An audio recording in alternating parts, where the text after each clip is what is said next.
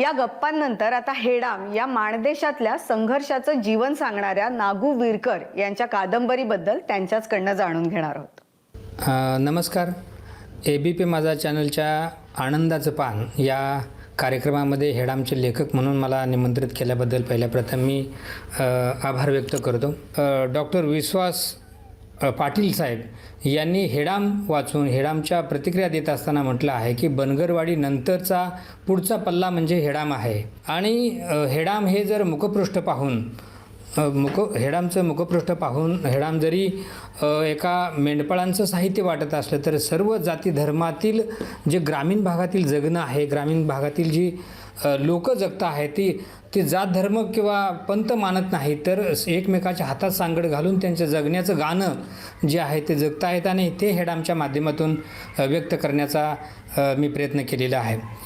विशेष म्हणजे हेडाम ही जी कादंबरी आहे ही सध्या मराठी भाषेला अभिजात भाषेचा दर्जा प्राप्त झाला आणि हे अभिजात दर्जा प्राप्त होत असताना मराठी जगावी, मराठी टिकावी आणि जी मूळ बोली भाषा आहे, बोली शब्द आहेत हे संग्रह वाढावा म्हणून खऱ्या अर्थानं हा गौरव आहे मराठी भाषेचा. आणि हेडामच्या माध्यमातून अनेक बोली भाषेतील ग्रामीण शब्द हेडामने मराठी भाषेला दिलेले आहेत. अगदी 200हून अधिक शब्द हे ग्रामीण जे लोप पावत चाललेले आहेत, कालबाह्य होत चाललेले आहेत, नव्या पिढीला जे ज्ञात नाहीत असे साहित्य, असे शब्दप्रयोग हेडामच्या माध्यमातून मराठी भाषेच्या झुळीमध्ये शब्दफुलांचा झोळा वाहिलेला आहे असे डॉक्टर विश्वास पाटील साहेबांनी म्हटलेलं आहे. आणि हे करत असताना हेडाम हे एक वेगळा धाटणीची साहित्यकृती आहे. याच्यावर कुणाचाही प्रभाव या कादंबरीवरती नाही.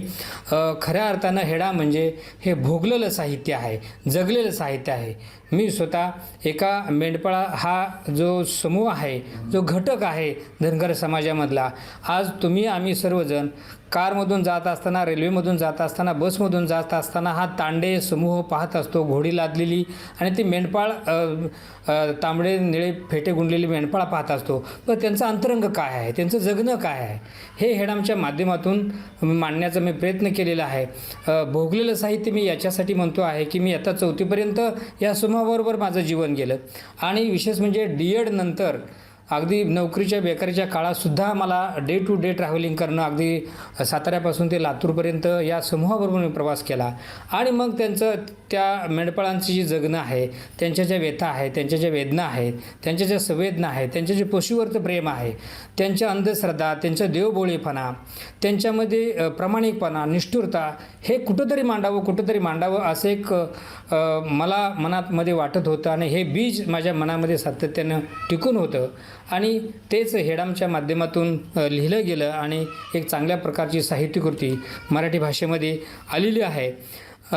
तसं पाहिलं तर ह्या वंचित फिरता मेंढपाळ जो आहे त्यांचं जगणं मांडत असताना हे एकट्या मान तालुक्यातलं नाही तर महाराष्ट्रामधले तमाम वर्गामधलं ते जगणं आहे. अगदी ते लोक पावसामध्ये भिजतात कसे, चुली कशी पेटवतात, त्या महिला 4-4, 3-3 दिवस पाऊस सलग असताना चुली कशा पेटवतात आणि त्यांच्या मुलांच्या शिक्षणाचं काय होतं, हा तमाम समाजाला पडलेला प्रश्न हेडामच्या माध्यमातून साहित्यामध्ये आणण्याचा हा केलेला एक चांगला प्रयत्न आहे. आणि ह्या लोकांची ज्या पशुवरची प्रेम आहे ती प्रेम आणि ते त्यांना चारा मिळावा, त्यांना अन्नपाणी मिळावं म्हणून हा समूह रोज नवं गाव, नवे चूल, नवे करत फिरत असतो. आणि फिरता फिरता यांच्या जगण्यामधली पैलू अनेक उलगडण्याचा हेडामच्या माध्यमातून प्रयत्न झालेला आहे. अगदी प्राचीन शिक्षण आज जरी आपण म्हणत असलो तर खऱ्या अर्थानं प्राथमिक शिक्षकांचं प्रतिनिधित्व करणारी ही साहित्यकृती आहे. आज महाराष्ट्र शासनानं शाळाबाह्य विद्यार्थी शाळेत यावेत, टिकावेत, शिकावेत म्हणून हा प्रयत्न केलेला आहे. परंतु मी एक स्वतः असा घटक आहे की मी स्वतः शाळा सोडून जात असताना किंवा कायमचं स्थलांतर होत असताना जालेंद्र काशाबा पोळ नावाचा देव माणूस म्हणजे शिक्षक माझ्या आयुष्यामध्ये आला आणि त्यांनी मला घोड्यावर उतरून घेतलं, त्यांच्या घरी ठेवलं आणि मी प्रवाहामध्ये आलो. असेच महाराष्ट्रामधले तमाम प्राथमिक शिक्षक काम करत आहेत आणि माझ्यासारख्या अनेक नागूवीरकर प्राथमिक शिक्षण घडवलेले आहेत. म्हणून मी ठामपणे सांगेन की जरी शासनाने जी आर काढला असला, जरी शासनाचे प्रयत्न चालूच आहेत, चांगले प्रयत्न चालू आहेत, तरी शिक्षक जो आहे, जो मूळ गावाखेड्यावरती तांड्यावरती किंवा आदिवासी वस्तीवरती जो शिकवणारा शिक्षक आहे, हे शिक्षण देण्याचं काम करतो आहे, याचंसुद्धा प्रतिनिधित्व हेडाम ही कादंबरी करताना आपल्याला आढळून येते. आणि ही प्रेरणा अगदी माझ्यासारख्याला जालेंद्र खाशाबा पोळसारखे गुरुजी भेटले, परंतु हेडाम वाचून माझ्यासारख्या अनेक विद्यार्थ्यांना निश्चित जगण्याची प्रेरणा मिळेल. म्हणतात की पुस्तक हे माणसाला जगायला शिकवतं. माझंसुद्धा D.Ed सुटल्यानंतर माझ्या आवडती लेखक डॉक्टर आनंद यादवांची झोंबी नावाची कादंबरी माझ्या हातामध्ये पडली आणि सुटलेलं शिक्षण पुन्हा करावं ही मला या पुस्तकाने शिकवलं. त्यानंतर उपरा असेल, उचल्या असेल किंवा डॉक्टर विश्वास पाटलांची झाडाझडती असेल, संभाजी असेल, शिवाजी सावंतांची छावा असेल, या कादंबऱ्या वाचण्याचा छंद लागला आणि खऱ्या अर्थानं शिक्षणाचं महत्त्व मला कळायला लागलं आणि पुढे शिकत गेलो. तर ह्या कादंबरीच्या माध्यमातून अशी जी तळागाळातील गाव कुसाच्याही बाहेर दऱ्याखोऱ्यात डोंगर दऱ्यामध्ये जे मुलं आहेत किंवा जे समूह आहे, हा समूहाला निश्चित प्रेरणा मिळेल या हेडाम कादंबरी वाचून. आणि या कादंबरीच्या बाबतीमध्ये जर बोलायचं म्हटलं तर माणदेशामधली एक बोलीभाषा जी आहे, ही बोलीभाषा वाचकांना खूप आवडते आहे. आता तुम्ही म्हणाल तर हेडाम कादंबरीची 2च वर्षामध्ये ही 4थी आवृत्ती प्रकाशित झालेली आहे आणि 4थ्या आवृत्तीचा मोठ्या प्रमाणामध्ये अजूनही मोठ्या प्रमाणात मागणी आहे.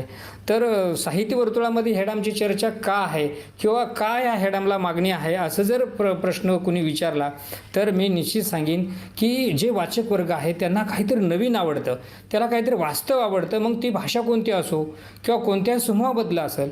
आणि हेडामधलं हे जे ग्रामीण जगणं आहे, 80-90च्या दशकामधले माझ्यासारखे अनेक पालक असतील किंवा अनेक जे नोकरदार आहेत, क्लास 1, क्लास 2 अधिकारी आहेत, हे अधिकारीसुद्धा अशाच जगण्यातून संघर्षातून आले आणि खऱ्या अर्थानं त्यांचं जगणं सुखकर झालं आणि म्हणून त्यांना ही साहित्यकृती आवडते आहे. वेगवेगळी भाषा, वेगवेगळी बोली भाषा. आता आपण म्हणत असतो की निरक्षर माणसांकडं कवित्व असतं का, निरक्षर माणसांकडं प्रतिभा असते का? तर मेंढपाळ वर्ग जो आहे तो त्यांच्या गजी नृत्यामधून किंवा त्यांच्या कैपत नृत्यामधून त्यांची संस्कृती व्यक्त करत असतात. अगदी सुमरान मंडल नावाची जी त्यांचं गाणं आहे ते सुद्धा हेडाममध्ये आलेलं आहे. एवं निरक्षर रोज डोक्यावरती पाठी घेऊन फिरणाऱ्या महिलासुद्धा बहिणाबाई चौधरींसारख्या कविता किंवा त्यांची जी जात्यावरची गीतं आहेत किंवा बोलीभाषेतली गीतं आहेत, मला आनंद होईल ती 2 ओळी त्यांच्या व्यक्त करताना की त्यांची त्या देवावरती किंवा कशा पद्धतीची भक्ती आहे किंवा त्यांच्या मुखातून येणाऱ्या भावना कशा आहेत. तर 1-2 ओळी मी व्यक्त करतो. योक भला ग चांग भला, माय वाचा ग मंत्र बोला. त्यांची जी चिंचणी मायकावरती जी प्रेम आहे, एक भला ग चांग भला, माय वाचा ग मंत्र बोला. मायवा तुझा फेरा आल्या मेंढ्याच्या पेड्याला, नको रुसूस रागवसू घे ग सांभाळून लेकराला. म्हणजे मेंढ्यांचा वाडा जो आहे तो मुलखामध्ये बसलेला आहे आणि आमच्याकडे देऊळ नाही, आमच्याकडे मंदिर नाही, अशी भावना आहे की रानाचं रान भरी आमची राहावटी हरणावानी, नाही कुणाचं बंधायन आहे आम्ही राहतोय राजावाने. जो समूह फिरतो आहे तो स्वतःला म्हणतो आहे की आम्हाला कोणाचं बंधन नाही आहे, आम्ही कोणतंही गाव, कोणतंही शेतकरी कुठंही जातोय आणि राहतोय आणि आम्ही आमच्या पद्धतीनं सुखी आहोत.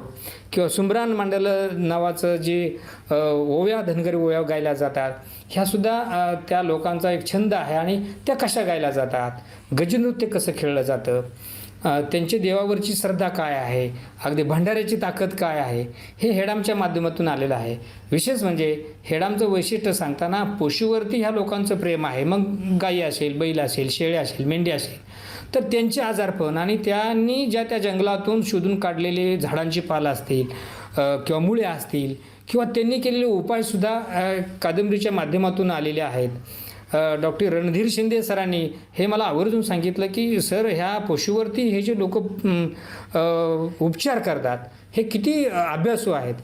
अगदी मेंढपाळ वर्गाचं सांगत असताना एखाद्या शिक्षण घेऊनच माणूस सुज्ञान होतो असं नाही, एक डिग्री घेतली म्हणूनच नाही, तर अगदी आकाशातील ढग आल्यानंतर कुठं पाऊस पडेल किंवा रात्रीच्या चांदण्या पाहून हा मेंढपाळ वर्ग किंवा त्यांचा जो मुखी आहे ते किती वाजले तो सांगतो, किंवा पाऊस कुठं पडेल, कुठं येईल याचा अंदाज बांधणारा तो एक मोठ्या प्रकारचा इंजिनियरच आहे.